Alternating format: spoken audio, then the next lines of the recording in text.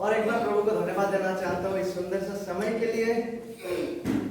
क्या ही आनंद की विषय है आप सबों के साथ मरकुस रचित सुसमाचार से प्रभु यीशु मसीह का सुसमाचार का सच्चाई को बांट पा रहा हूँ।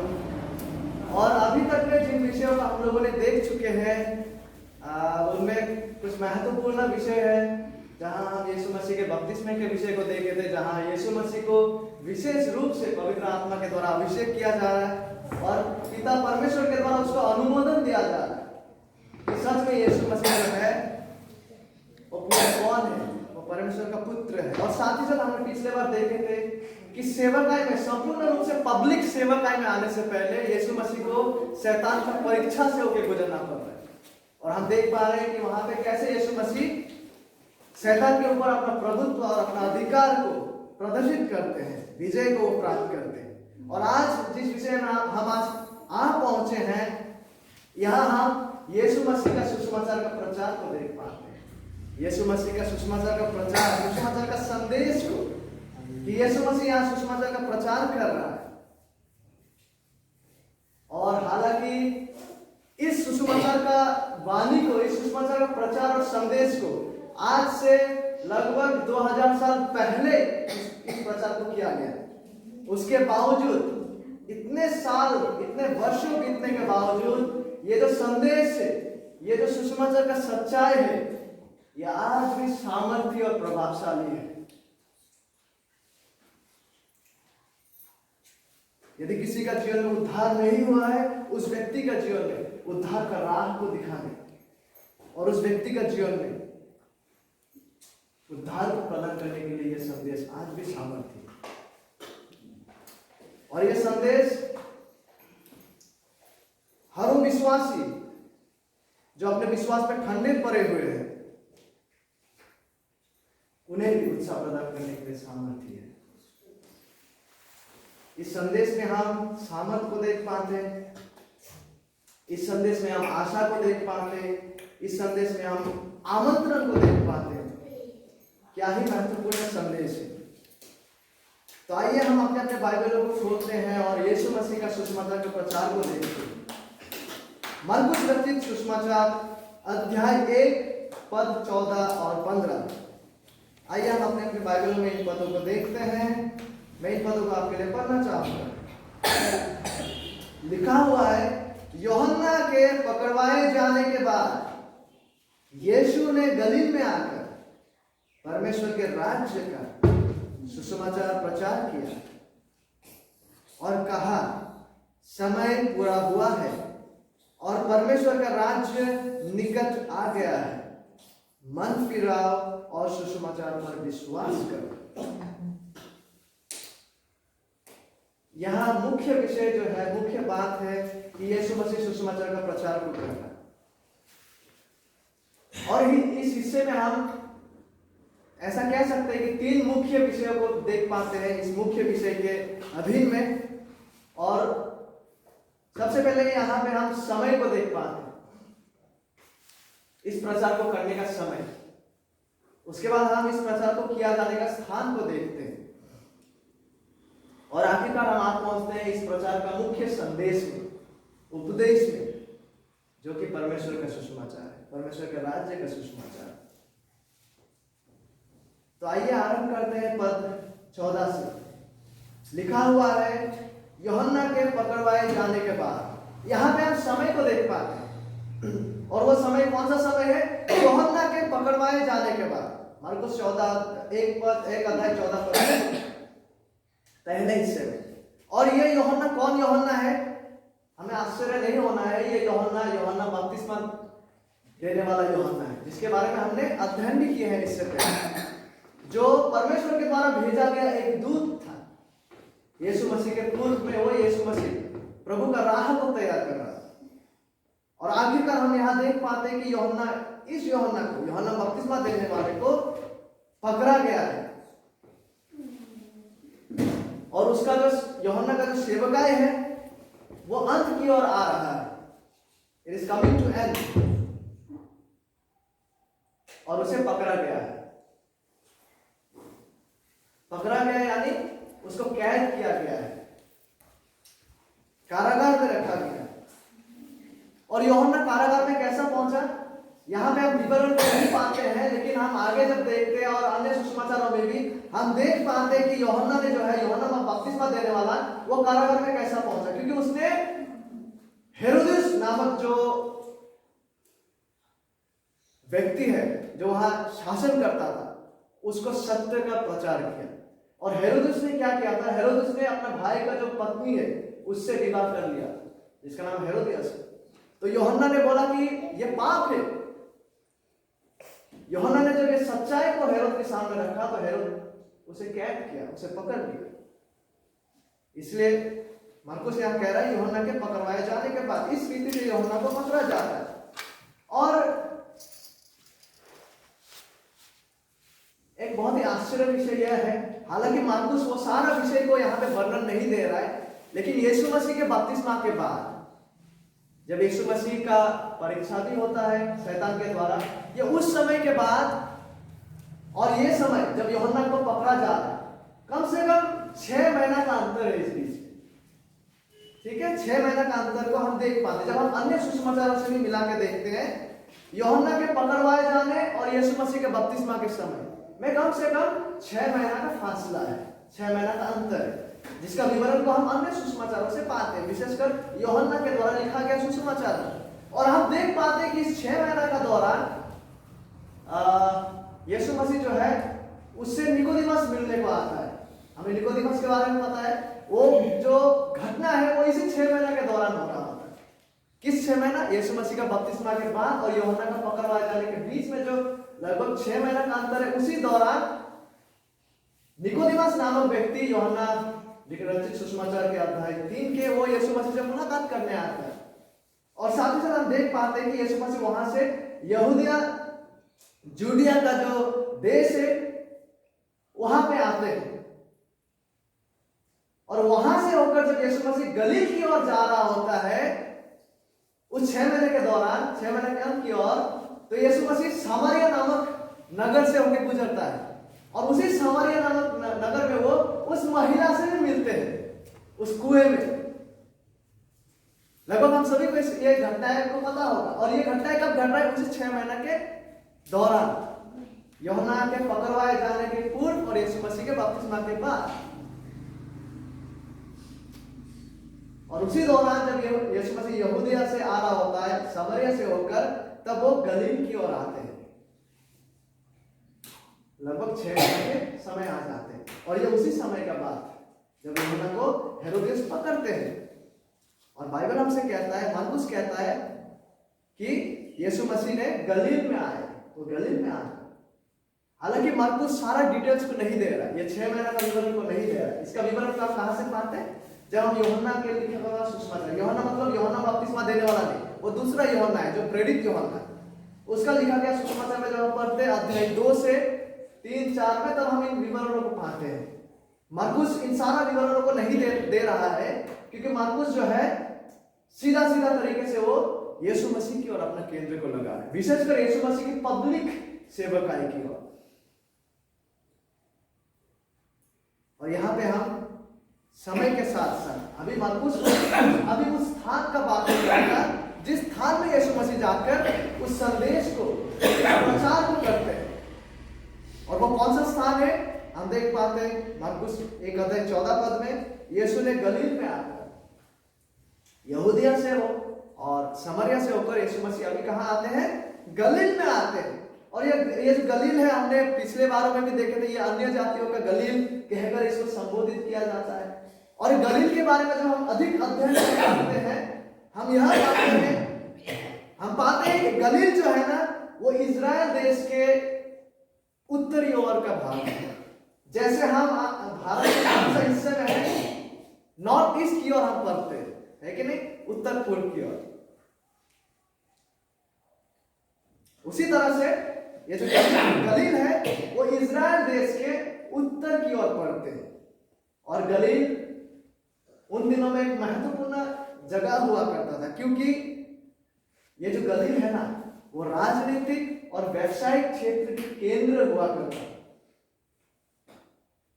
और गलील से होकर गलील से होकर सैनिक लोग, राजनीति के लोग और साथ ही साथ व्यवसाय करने वाले लोग यहां से होकर गुजरते थे। और गलीली जो बाजार है, मार्केट है, वहां पे आप भिन्न भिन्न मिक्स प्रकार के लोगों को पाते थे। जैसे ग्रीक बोलने वाले लोग, इब्रानी बोलने वाले लोग, अरबी बोलने वाले लोग और साथ ही साथ रोमी लोग, इन लोगों का मिश्रण हुआ करता था। ऐसा स्थान और जगह था गलील। लेकिन यहूदियों के दृष्टिकोण से गलील का उतना आकर्षण नहीं था उन लोगों का धार्मिक रूप से, क्योंकि गलील जो है उसे वो लोग यरूशलेम से दूर बाहरी रूप से वो लोग, क्योंकि यहूदियों का मुख्य केंद्र यरूशलेम था और गलील जो है वो यरूशलेम से दूर में था। तो यहूदियों के दृष्टिकोण से, धार्मिक दृष्टिकोण से वो लोग गलील को दूर दृष्टिकोण से देखते थे, आपार दृष्टिकोण से, बाहरी दृष्टिकोण से। लेकिन आश्चर्य की बात है कि यीशु मसीह अपना पब्लिक सेवकाई का आरंभ तो इसी गलील नामक जगह से कर रहे हैं, इसी स्थान से। मरकुस हमसे कहता है कि यूहन्ना के पकड़वाए जाने के बाद वो समय में क्या करते हैं यीशु मसीह? वो गलील में आते हैं। और क्या करते हैं यीशु मसीह गलील में आकर? What does he do?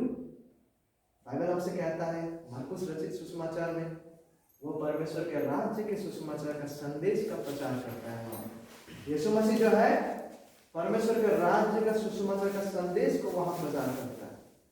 तो हमने देखे समय को, कौन सा समय? यूहन्ना के बपतिस्मा देने वाले के पकड़वाए जाने के बाद। कौन सा स्थान? गलील में। और अभी हम देख पाते कि यीशु मसीह वहां पे परमेश्वर के राज्य का सुसमाचार का संदेश को लेके आते हैं। क्या कर रहा है यीशु मसीह वहां पे? वो प्रचार कर रहा है। मरकुस हमसे कहता है एक अध्याय के 14 पद में, यूहन्ना के पकड़वाए जाने के बाद यीशु ने गलील में आकर परमेश्वर के राज्य का सुसमाचार प्रचार किया। He was preaching, वो प्रचार कर रहे थे। मतलब प्रचार करने का अर्थ है घोषणा करना, ऐलान करना।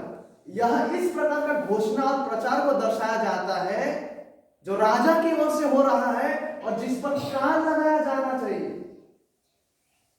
यह इस प्रकार का घोषणा है जिसको गंभीरता पूर्वक देखा जाना है। यह इस प्रकार का घोषणा है जिसकी ओर लोगों को अपना मन को लगाना है और सटीक प्रतिक्रिया देना है। यह इस प्रकार का घोषणा है जिसको सुनते हुए लोगों को पालन करना है। देखिए न जाने कितने प्रचारक आए हैं इतने सदियों में, लेकिन बात यह है कि यदि प्रचारक लोग परमेश्वर के संदेश का शुभ समाचार प्रचार नहीं कर रहे हैं तो आखिरकार लोग प्रचार कर ही नहीं रहे। If they are not preaching the true gospel of God, then they are not preaching. मरकुस हमसे कहता है कि यीशु मसीह प्रचार कर रहा है, लेकिन क्या प्रचार कर रहे? क्या प्रचार कर रहे?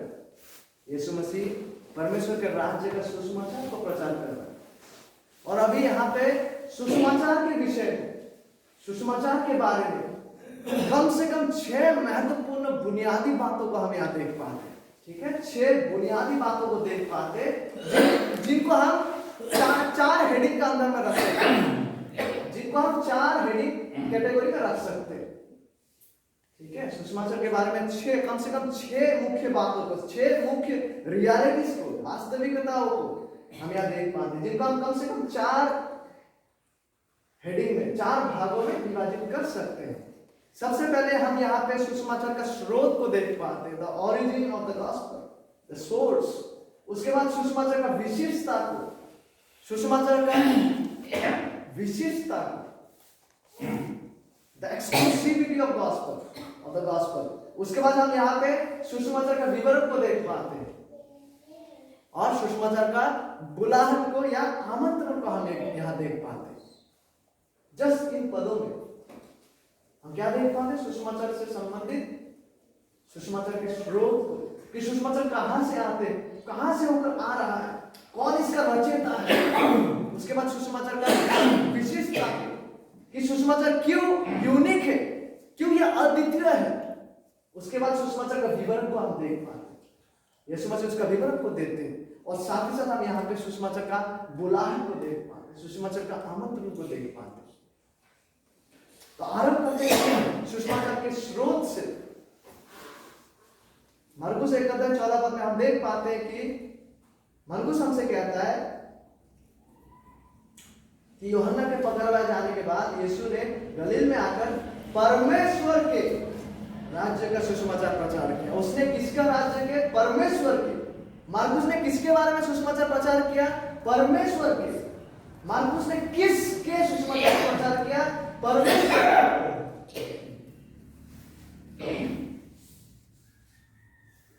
मार्कुस कहते हैं यीशु मसीह ने किसका सुसमाचार का प्रचार किया? परमेश्वर के। तो यह सुसमाचार का स्रोत कौन है? कहां से होकर ये सुसमाचार आ रहे हैं? ये मनुष्य की ओर से उत्पन्न नहीं हो रहा है, ये मुख्य रूप से परमेश्वर की ओर से हो गया। ये परमेश्वर का सुसमाचार है और ये सुसमाचार परमेश्वर के विषय में कि परमेश्वर उसके पुत्र के द्वारा क्या कर रहे हैं उसके राज्य को लाने के लिए। तो ये सुसमाचार का स्रोत कौन है? ये सुसमाचार किससे होकर आ रहा है? किसका ये सुसमाचार है? ये परमेश्वर का सुसमाचार है। जिस सुसमाचार का प्रचार यीशु मसीह कर रहे हैं ये उसका सुसमाचार है। परमेश्वर जो उनके द्वारा कर रहे हैं उनका राज्य को स्थापित करने, उनका राज्य को लाने। मरकुस कहता है ये परमेश्वर का सुसमाचार है। और आज यहाँ साथ ही साथ सुसमाचार का विशेषता को देख पाते हैं। विशेषता मतलब कि सुसमाचार अद्वितीय है, कि सुसमाचार यूनिक है, सुसमाचार एक्सक्लूसिव है। मरकुस 1:14 में नोट कीजिए, यहाँ पे लिखा हुआ है कि यीशु गलील में आकर परमेश्वर के राज्य का सुसमाचार प्रचार किया। परमेश्वर का राज्य का सुसमाचार। देखिए, हालांकि हिंदी में हम इस विशिष्टता, इस यूनिकनेस, इस अद्वितीयपन को नहीं देख पाते, लेकिन जब हम ओरिजिनल में स्टडी करते हैं, यहाँ तक कि अंग्रेजी बाइबल में भी जब हम स्टडी करते हैं, हम देख पाएंगे कि सुसमाचार शब्द के पहले और एक शब्द वहां पे आर्टिकल का उपयोग किया गया, उसको द कहते हैं, THE द। और ये द शब्द को हर उन विषयों के आगे इस्तेमाल किया जाता है जो केवल एकमात्र अनोखा है, जो केवल एकमात्र विषय है। जैसे भारत में कहते हैं द ताजमहल, मतलब अन्य कहीं पर ताजमहल नहीं है, ताजमहल के पहले द इस्तेमाल किया जाता है। तो ये शब्द जो है आर्टिकल को उन विषयों के आगे इस्तेमाल किया जाता है जो एकमात्र विषय है, जो अनोखा है, जिनके जैसे और नहीं है।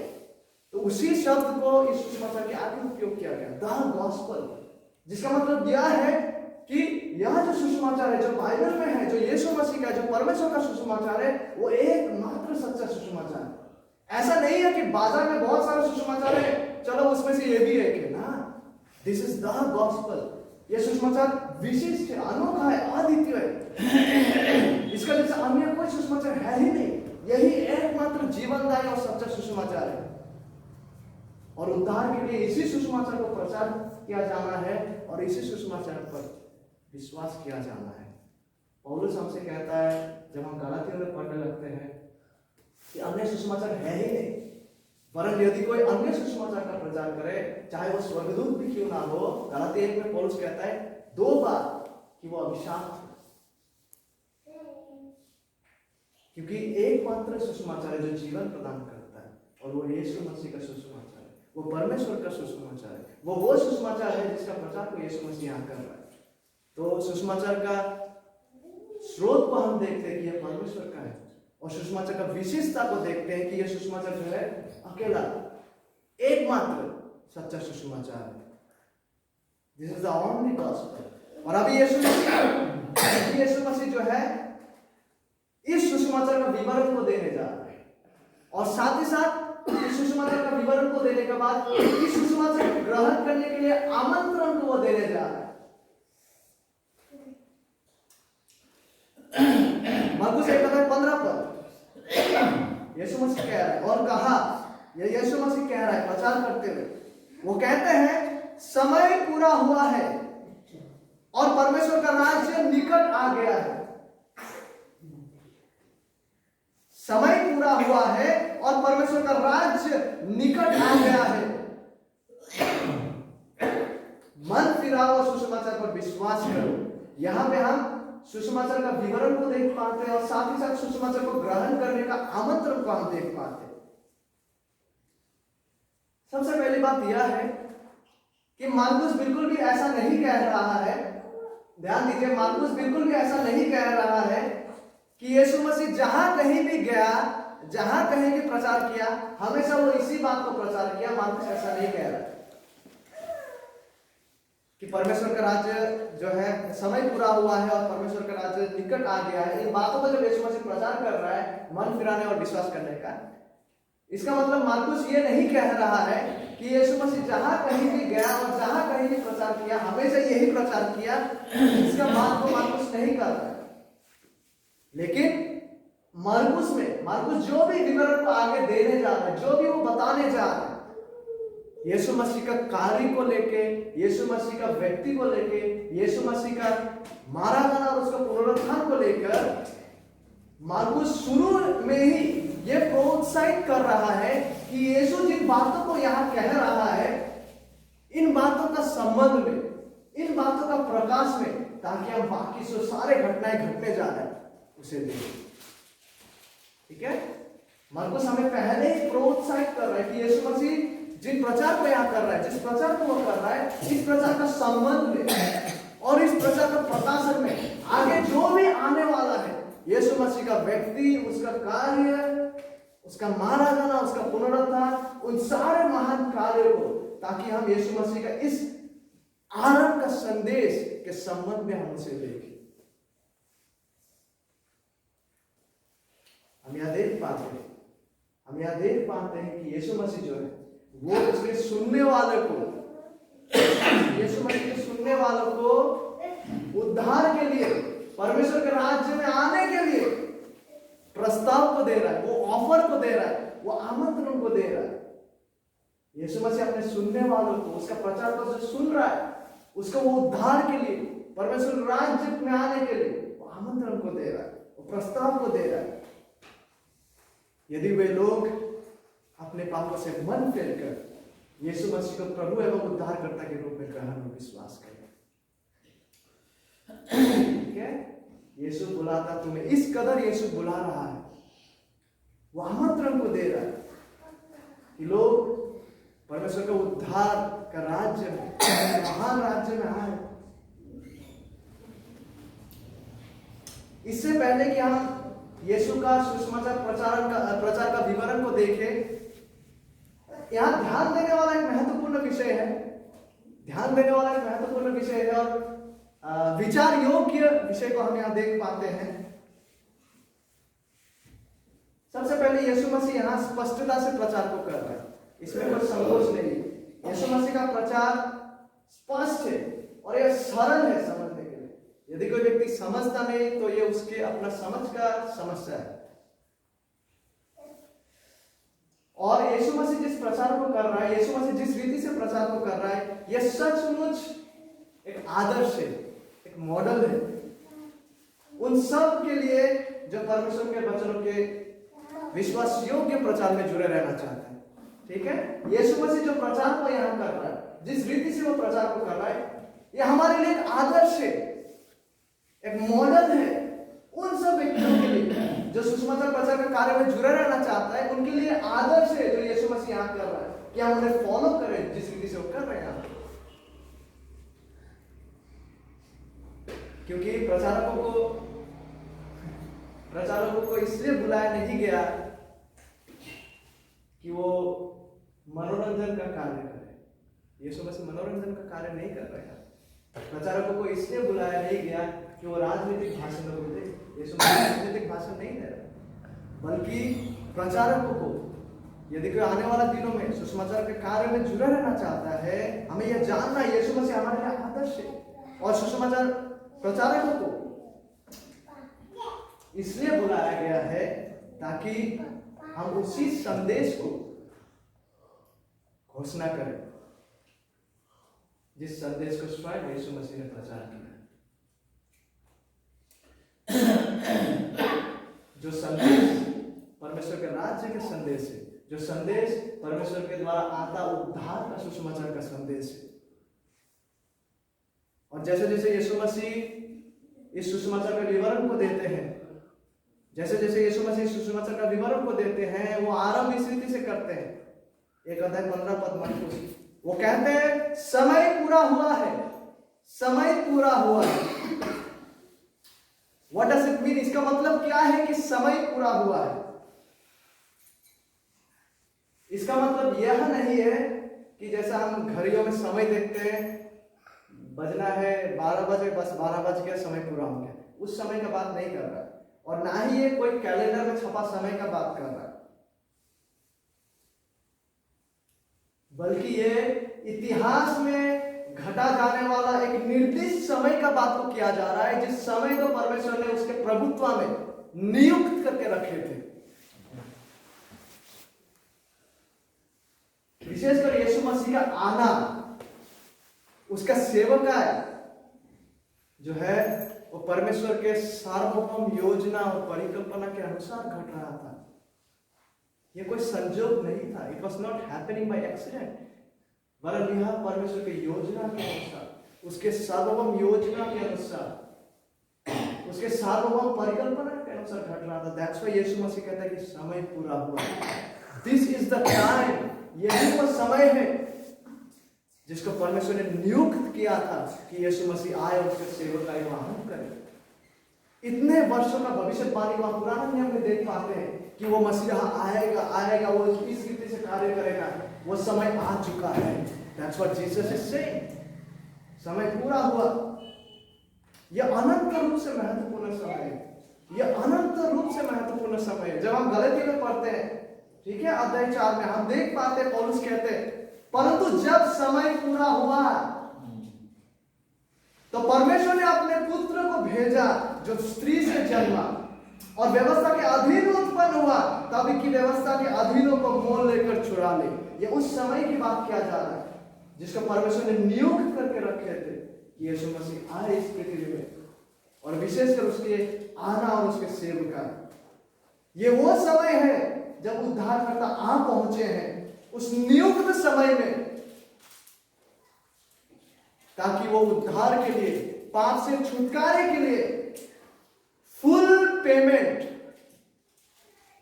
संपूर्ण जो प्रायश्चित है उसको प्रदान करें। ये वो नियुक्त समय है जब उद्धारकर्ता आते हैं परमेश्वर के द्वारा नियुक्त समय में। क्यों?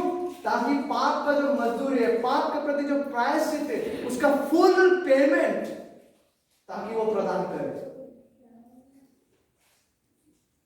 हर उस व्यक्ति के लिए जो उसको एक जमाने में सच्चा विश्वास किए थे इतिहास में, और आज कर रहे हैं और आने वाला दिन में करेंगे। हर उस व्यक्ति का पापों का प्रायश्चित का फुल पेमेंट वो करने आते हैं। अतः यीशु मसीह कहते हैं कि समय पूरा हुआ। This is the time. ये वो नियुक्त समय है जो पूरा हुआ, जो परमेश्वर के द्वारा ठहराया गया समय था। यीशु मसीह इस पृथ्वी पे आए और हमारा मसीहा राजा आते हैं, और हम देख पाते हैं यहाँ पे कि समय पूरा हुआ कहने के बाद हमारा राजा का राजा वो कहते हैं, अपना राज्य की बात को वो कर रहे हैं। वो कहते हैं मार्कुस 15 में, परमेश्वर का राज्य निकट आ गया है। परमेश्वर का राज्य निकट आ गया है। दो तरीके से परमेश्वर का सुसमाचार का वो विवरण को देते। एक वो कहते हैं कि समय पूरा हुआ है, और दूसरा वो कहते हैं कि परमेश्वर का राज्य निकट आ गया है। ठीक है, परमेश्वर का राज्य निकट आ गया है क्योंकि यीशु मसीह स्वयं राजा है। राजा जहां कहीं भी है उसका राज्य वहां उपस्थित है। That's what Jesus is saying. परमेश्वर का राज्य निकट आ गया है, और परमेश्वर का राज्य को हम 3 पहलू में देख सकते हैं। 3 पहलू में हम देख सकते हैं परमेश्वर का राज्य को। 3 तरीके से हम समझ सकते हैं इसको। सबसे पहले यह आत्मिक राज्य है। कहने का अर्थ यह है कि जो कोई यीशु मसीह को विश्वास करते हैं उसका आत्मिक राज्य के परिवार बनते हैं, वो आत्मिक रूप से यीशु मसीह से जुड़ जाते हैं।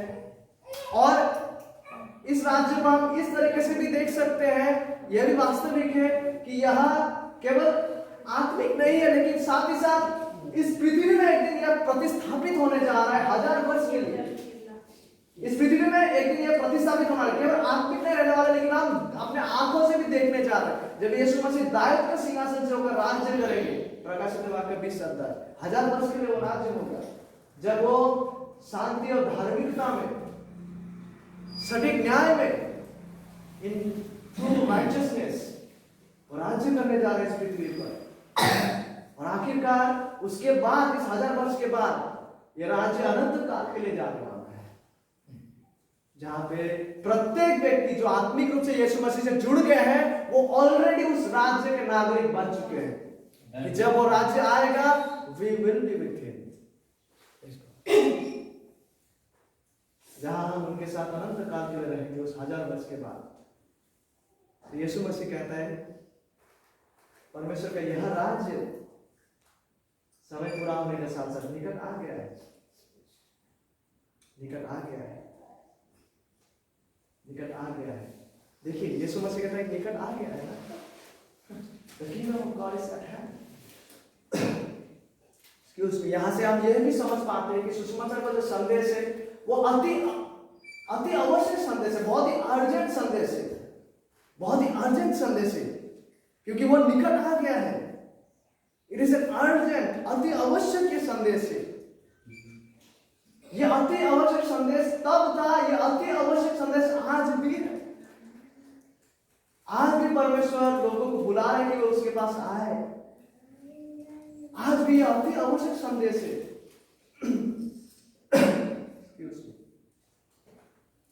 परमेश्वर आज भी लोगों को उनके पास बुला रहे हैं, उनके वचनों के द्वारा, कि लोग उनके पास आए। और परमेश्वर लोगों को सतर्क वाणी भी प्रदान करते कि वो विलंब ना करे उनके पास आने के लिए, विलंब ना करे। और मुझे नहीं पता कि हम में से यदि कोई है जिसका अभी तक सच में उद्धार नहीं हुआ है। आई डोंट नो दैट, केवल प्रभु ही जानते, परमेश्वर ही जानते। लेकिन हमें इस बात का एहसास को होना है कि यदि हमें से कोई अभी तक छूटा हुआ है, जिनका सच्चा उद्धार नहीं हुआ है, जिन्होंने अभी तक यीशु मसीह को प्रभु और उद्धारकर्ता के रूप में विश्वास और ग्रहण नहीं किया है, वचनों के आधार पर हमें इस बात को जानना है। ये डराने के लिए बात को नहीं कहा जा रहा है, ना ही कि किसी को ठेस पहुंचाने के लिए, लेकिन हमें इस सच्चाई को जानना है कि यदि कोई व्यक्ति बगैर यीशु के है, अगर यीशु में सच्चा रीति से विश्वास और ग्रहण नहीं किए, तो बहुत ही भयानक स्थिति में है।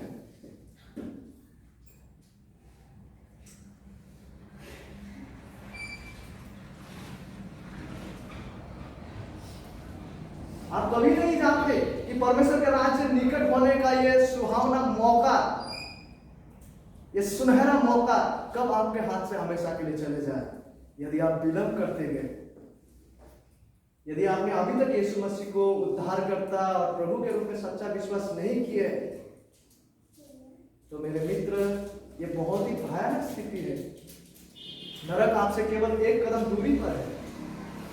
कल के लिए इंतजार ना करें। ऐसा ना सोचे कि मेरे पास बहुत सारा वर्ष से आने वाले दिनों में मौका मिलते ही मिलता रहेगा। नो, हमारा जीवन वाष्प के जैसा है। वाष्प, जब हम खाना पकाते हैं, जब उठते हैं, अभी होता है, अभी 1 मिनट में पता नहीं वो कहां चले जाता है। मनुष्य का जीवन ऐसा ही है। ऐसा ना सोचे कि आने वाला कालों में और भी समय मिलते जाएगा ना। परमेश्वर के राज्य निकट आ गया है। यदि आपका संबंध परमेश्वर का अभी भी सटीक नहीं है, तो अभी वह समय है कि आप सटीक कर ले। बाद में नहीं, कल नहीं, वरन अभी, आज ही वो दिन है। बाइबल हमसे कहता है today is the day of salvation. आज ही उद्धार का दिन है। और सुसमाचार का विवरण को देने के बाद, सुसमाचार के विवरण में 2 महत्वपूर्ण बातों को वो कहते हैं। ठीक है, वो कहते हैं समय पूरा हुआ है और परमेश्वर का राज्य निकट आ गया है। इन 2 विवरणों को देने के बाद अभी यीशु मसीह सुसमाचार का बुलाहट यानी सुसमाचार का आमंत्रण को वो देते, इन्विटेशन ऑफ द गॉस्पेल।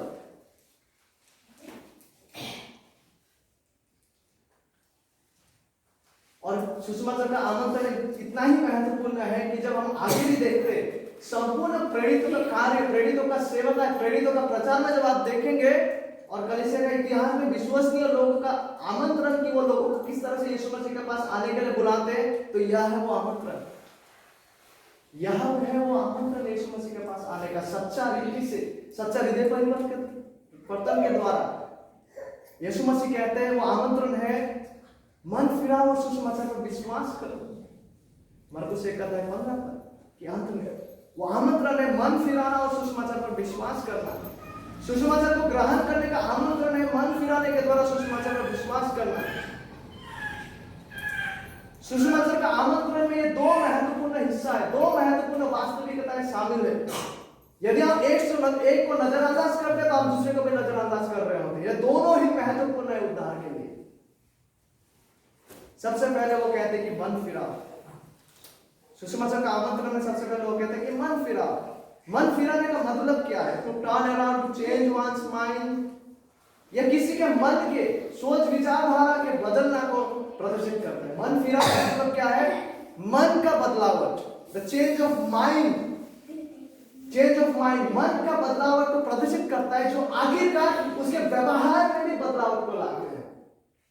ये संबंध रखता है to turn around, change one's mind. तो मन फिराव में क्या शामिल है? एक इंसान का मन का बदलाव, उसका विचारधारा, उसका सोच विचार का बदलाव को प्रदर्शित करता है, जो आखिरकार इस तरह से बदलाव होते हैं जो आखिरकार उसका जीवन यात्रा, उसका व्यवहार में भी बदलाव को लाता है। जो कोई व्यक्ति सचमुच अपने पापों से मन फेरता है तो पाप को वो जिस दृष्टिकोण से पहले देखता था, अभी वो नजरिया उसका बदल जाता है। पहले वो सोचता था कि पाप तो मजा लेने वाला चीज है, अभी वो नफरत करता है पाप से।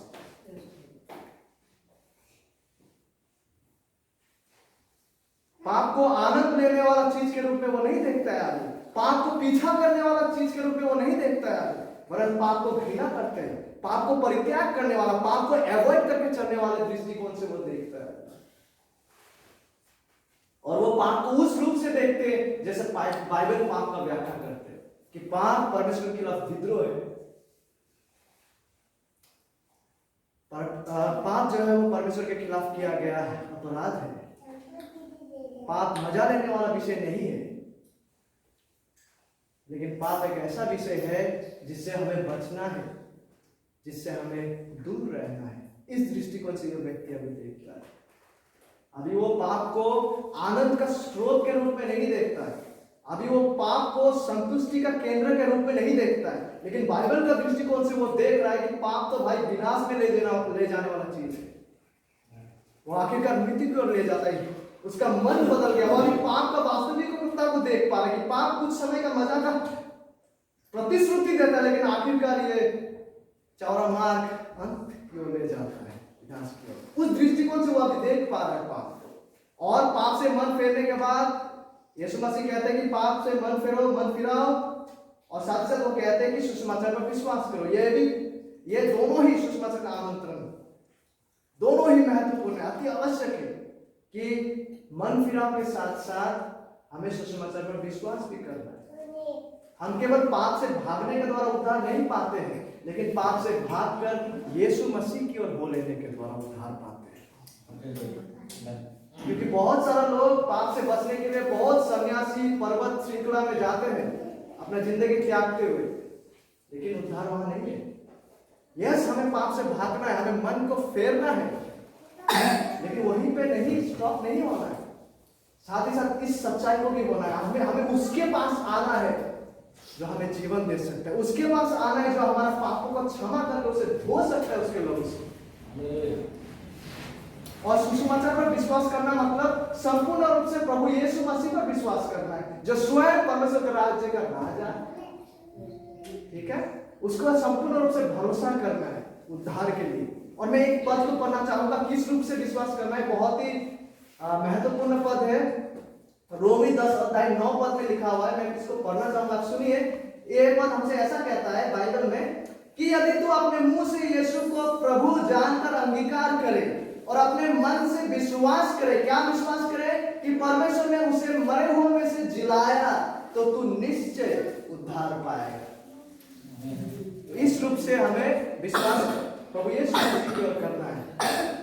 मुख्य रूप से कि वो हमारे पापों के लिए मारा गया, गाड़ा गया और मृतकों में से जिलाया गया, और केवल यीशु मसीह पर ही भरोसा करना है उद्धार के लिए।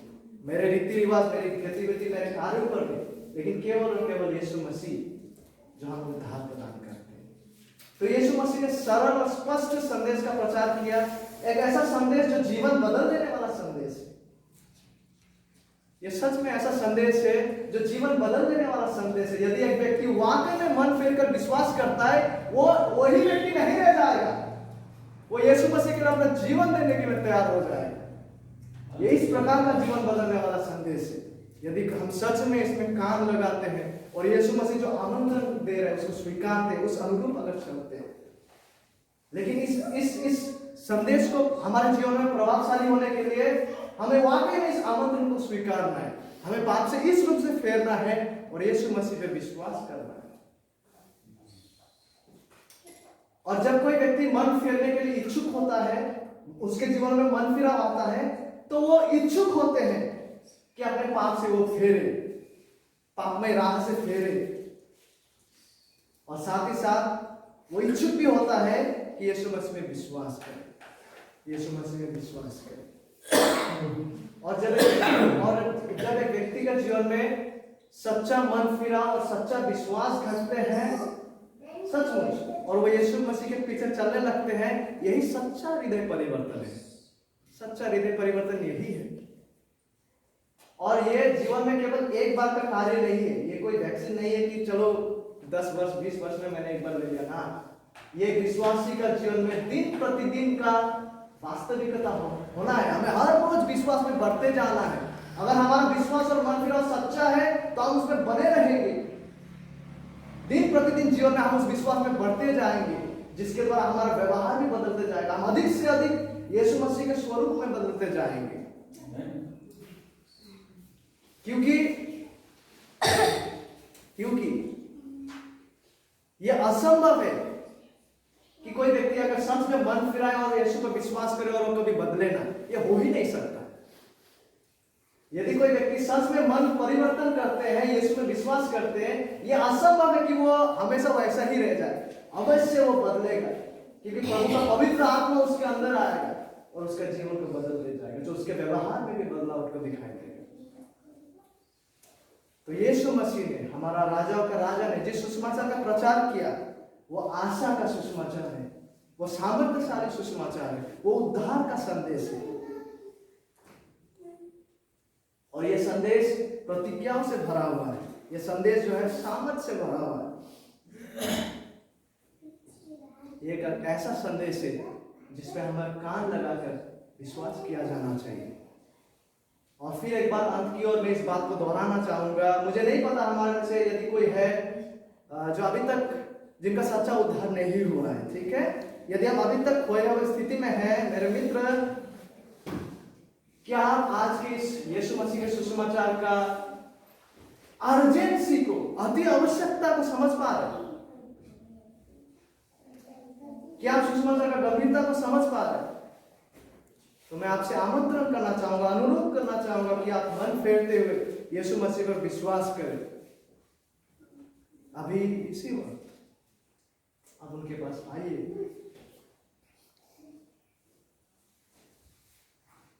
उसके वचनों के आधार पर। यदि आप उसके पास आकर उसे विश्वास करते हैं मन फिराव के द्वारा, उसके वचन यह प्रतिज्ञा है कि आप उद्धार पाएंगे और परमेश्वर राज्य के वारिस आप ठहरेंगे।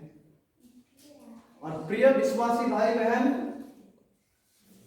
जिन्होंने सच में उद्धार पाए हैं, जो सच में विश्वासी हैं, जिन्होंने सच में मन फेर कर यीशु मसीह को प्रभु एवं उद्धारकर्ता के रूप में विश्वास किए हैं, क्या आप भी इस सुसमाचार का संदेश का अति आवश्यकता, अर्जेंसी और गंभीरता को समझ पा रहे? क्या हम सुसमाचार के बुलाहट के इस योग्य चल रहे हैं अपने जीवन में? जिस बुलाहट के द्वारा हमें बुलाया गया है, क्या हम आज उस बुलाहट के योग्य जीवन को जी रहे हैं?